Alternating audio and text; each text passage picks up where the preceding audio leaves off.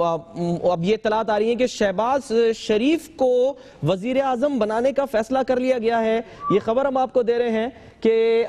شہباز شریف کو 45 دنوں کے لیے جو ہے وہ 45 دن کے لیے کوئی اور ہوگا، ہاں اس کے بعد جو ہے وہ فیصلہ کر لیا گیا ہے کہ شہباز شریف جو ہے وہ وزیر اعظم یہ پرپوشن تھی جس پر ہم شامی صاحب سے اگلے دن بات کر رہے تھے کہ 45 دن کے لیے این ممکن ہے ایاز صادق صاحب کو، جن کو بلایا بھی گیا تھا جب وزیر اعظم صاحب ایک پرفضا مقام پہ موجود تھے، جی ان کو بنایا جائے گا اور اس کے بعد شہباز شریف صاحب کو بائی الیکشن لڑوا کر اور پھر ان کو اگلے اس ٹینیور کو پورا کرنے کے لیے وزیر اعظم ابراہیم راجہ صاحب لائن پہ میں سب کو انٹر کروں۔ ابراہیم راجہ صاحب لائن پہ، بیورو چیف اسلام آباد، پہلے ان سے بات کر لیں۔ جی ابراہیم راجہ ایک منٹ، ساتھ ابراہیم راجہ پرکس چلے جائیں۔ ابراہیم راجہ بیورو چیف سے بات کر رہے ہیں۔ جی بتائیے گا، اجلاس ختم ہو گیا؟ بالکل، دیکھیے آج جو طویل ایک مشاورتی اجلاس ہوا ہے اس کے بعد ایک فیصلہ تو یہ کیا گیا ہے کہ کل پارلیمانی پارٹی کا اجلاس طلب کیا جائے گا اور اس میں 45 دن کے لیے جو عبوری مدت ہے اس میں کس کو پرائم منسٹر بنایا جائے اس کے متعلق مشاورت کی جائے گی۔ دوسرا فیصلہ یہ ہوا ہے کہ ہمارے ذرائع کے مطابق کہ ان 45 دنوں کے بعد شہباز شریف جو سی ایم پنجاب ہیں ان کو الیکشن لڑوا کے ان کو پرائم منسٹر بنایا جائے گا، اور ہمارے ذرائع نے تصدیق کی ہے کہ پرائم منسٹر نے اس خواہش کا بھی اظہار کیا تھا اور اس کے بعد تمام جو وہاں ارکان موجود تھے انہوں نے اس کی تائید کی، جس کے بعد یہ فیصلہ کر لیا گیا ہے کہ عبوری مدت کے بعد یعنی جو 45 دن درکار ہوں گے ایک عبوری پرائم منسٹر درکار ہوگا، اس کے بعد شہباز شریف جو ہے مرکز میں آئیں گے اور وہ مسلم لیگ نون کی جانب سے پرائم منسٹر ہوں گے، اور اس کے بعد اگرچہ اب نواز شریف صاحب رسمی طور پر آفیشلی تو مسلم لیگ نون کی قیادت نہیں کر سکتے، لیکن غیر رسمی طور پر قیادت پارٹی کی ان کے پاس ہوگی، لیکن جو ان کی پارلیمنٹری پارٹی ہوگی اس کو پھر شہباز شریف صاحب لیڈ کریں گے۔ تاہم ابھی یہ فیصلہ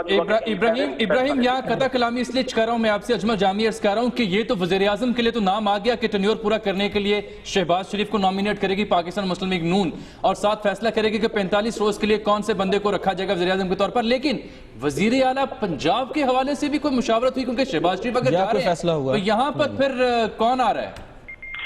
جی دیکھیے، اسی مقصد کے لیے کل وسیع تر مشاورت کے لیے کل پارلیمانی پارٹی کا اجلاس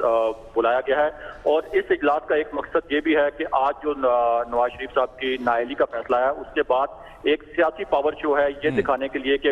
مسلم لیگ نون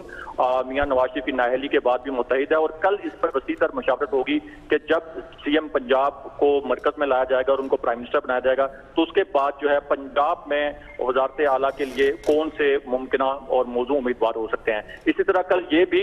مشاورت کی جائے گی کہ ان 45 دنوں میں کون مسلم لیگ نون کی طرف سے موضوع امیدوار ہو سکتے ہیں، کیونکہ ہمیں معلوم ہے کہ 2-3 ایسے وزراء ہیں جن کے اوپر ظاہر ہے کہ مثال کے طور پر ابراہیم نام لیجئے کچھ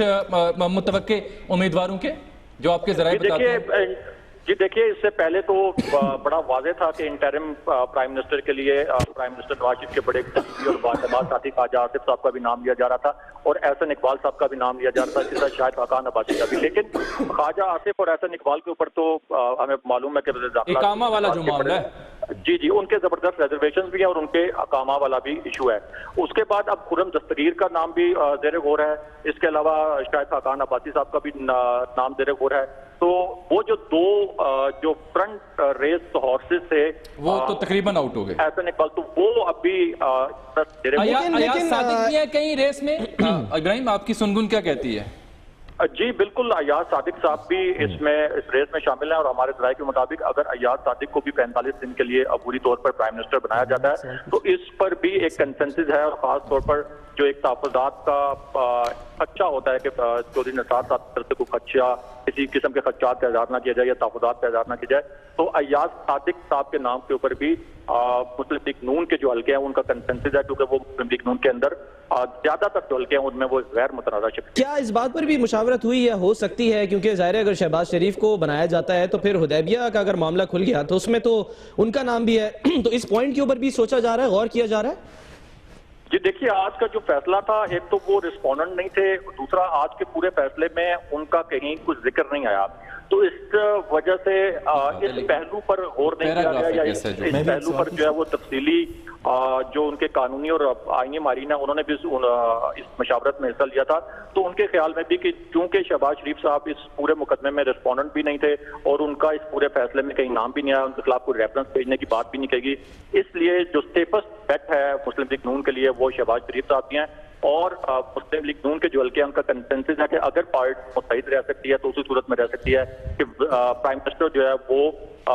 نواز شریف صاحب کی فیملی سے ہوں. سعد رسول سوال کرنا چاہ رہے ہیں ابراہیم صاحب 2 سوالات ہیں میرے تقریباً کنیکٹڈ. سب سے پہلی بات یہ کہ آج کی جو مشاورتی اجلاس ہوا ہے اگر آپ بتا سکیں کہ اس کے اندر وہ جو 2